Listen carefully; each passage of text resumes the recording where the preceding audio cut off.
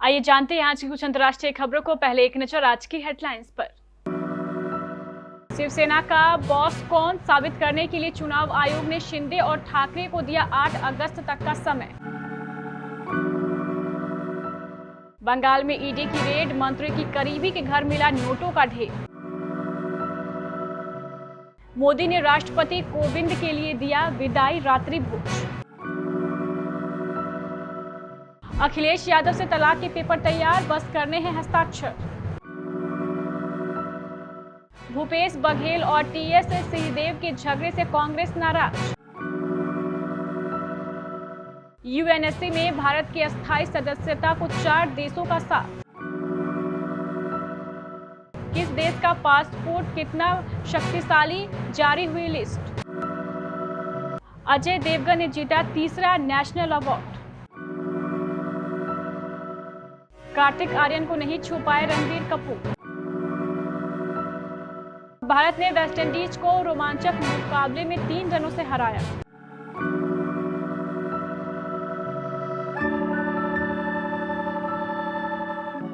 महाराष्ट्र में नई सरकार का गठन तो हो गया है, लेकिन शिवसेना पर दावेदारी को लेकर लड़ाई अभी भी जारी है। चुनाव आयोग ने उद्धव ठाकरे और एकनाथ शिंदे दोनों को यह साबित करने के लिए दस्तावेजी सबूत पेश करने को कहा है कि उनके पास शिवसेना में बहुमत है। दोनों गुटों को 8 अगस्त को दोपहर 1 बजे तक जवाब देने को कहा गया है। इसके बाद चुनाव आयोग शिवसेना के दोनों गुटों के दावों और विवादों को लेकर सुनवाई करेगा। असली शिवसेना को लेकर चल रही खींचतान चुनाव आयोग तक पहुंच गई है। शिंदे गुट और ठाकरे गुट ने आयोग के समक्ष पार्टी को लेकर दावेदारी पेश किया है। ममता बनर्जी के एक करीबी मंत्री है पार्थ चटर्जी। पहले शिक्षा मंत्री होते थे, अब उद्योग मंत्रालय संभाल रहे हैं। शिक्षा मंत्री रहते हुए उनके कार्यकाल में हुए शिक्षक भर्ती घोटाले की जांच चल रही है। ईडी ने उनकी करीबी के यहां छापा मारा तो 500, 2000 के इतने नोट मिले कि 4-5 फीट ऊंचा ढेर लग गया।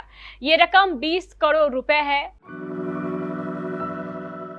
जमीन से उठकर देश के 14वें राष्ट्रपति बने रामनाथ कोविंद अब राष्ट्रपति भवन से विदाई लेने की तैयारी में है। 25 जुलाई 2017 को देश के 14वें राष्ट्रपति बने कोविंद का कार्यकाल रविवार को समाप्त हो रहा है। इसी अवसर पर पीएम मोदी ने कल उनके सम्मान में रात्रि भोज का आयोजन किया, जिसमें कई गणमान्य लोग शामिल हुए।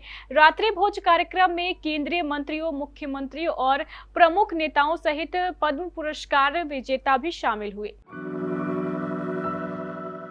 सुहेलदेव भारतीय समाज पार्टी के राष्ट्रीय अध्यक्ष ओम प्रकाश राजभर वाई श्रेणी की सुरक्षा मिलने से गदगद है। शुक्रवार को उन्होंने भाजपा का आभार जताया। सपा से गठबंधन के सवाल पर मजाक के लहजे में कहा कि अखिलेश यादव से तलाक के पेपर तैयार है, बस हस्ताक्षर होने बाकी हैं। उन्होंने यह भी कहा है कि वह अखिलेश की तरफ से तलाक और तलाक पेपर पर हस्ताक्षर होने का ही इंतजार कर रहे हैं। राजभर ने कहा है कि उन पर कई बार हमले हुए थे। अपर मुख्य सचिव गृह को कई बार पत्र भी लिखा था। बदलते हालातों को देखते हुए सरकार ने वाई श्रेणी की सुरक्षा दी है। इसके लिए मुख्यमंत्री योगी आदित्यनाथ को दिल से धन्यवाद। छत्तीसगढ़ में मुख्यमंत्री भूपेश बघेल और वरिष्ठ नेता टीएस सिंहदेव के बीच झगड़ा बढ़ता जा रहा है। दोनों नेताओं द्वारा अपने अपने पक्ष में विधायकों की लामबंदी की कोशिशों से कांग्रेस नेतृत्व नाराज है। ऐसे में पार्टी नेतृत्व जल्द दोनों नेताओं को दिल्ली तलब कर सकता है।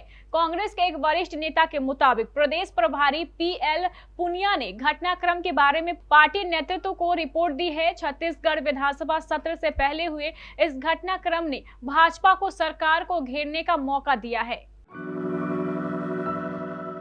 संयुक्त राष्ट्र सुरक्षा परिषद के 5 अस्थायी सदस्यों में से 4 ने अस्थायी सीट के लिए भाजपा की सदस्यता का समर्थन किया है। सरकार ने शुक्रवार को लोकसभा के मॉनसून सत्र के दौरान यह जानकारी दी। यूएनएससी के 5 अस्थायी सदस्यों में संयुक्त राज्य अमेरिका, रूसी संघ, फ्रांस, चीन और यूनाइटेड किंगडम शामिल है। लोकसभा में एक सवाल का जवाब देते हुए विदेश राज्य मंत्री वी मुरलीधरन ने कहा है कि चीन को छोड़कर अन्य सभी देशों ने भारत की सदस्यता का समर्थन किया है। कोरोना महामारी के बाद से अब एक बार फिर दुनिया भर के सभी देशों ने टूरिस्ट के लिए अपने दरवाजे खोल दिए हैं। किसी भी देश में जाने के लिए पासपोर्ट का होना काफी जरूरी होता है। जिस देश का पासपोर्ट ज्यादा स्ट्रांग होता है, वहां के नागरिकों को दूसरे देशों में घूमने के लिए किसी तरह की दिक्कत का सामना नहीं करना पड़ता है। साथ ही कई देशों की यात्रा करने के लिए पहले से वीजा अप्लाई करने की भी कोई जरूरत नहीं होती। हाल ही में हेनली एंड पोर्टर्स ने साल 2022 के सबसे पावरफुल पासपोर्ट की लिस्ट रैंकिंग जारी की है। हेनली पासपोर्ट इंडेक्स में दुनिया के सभी 199 देशों के पासपोर्ट की रैंकिंग की जाती है।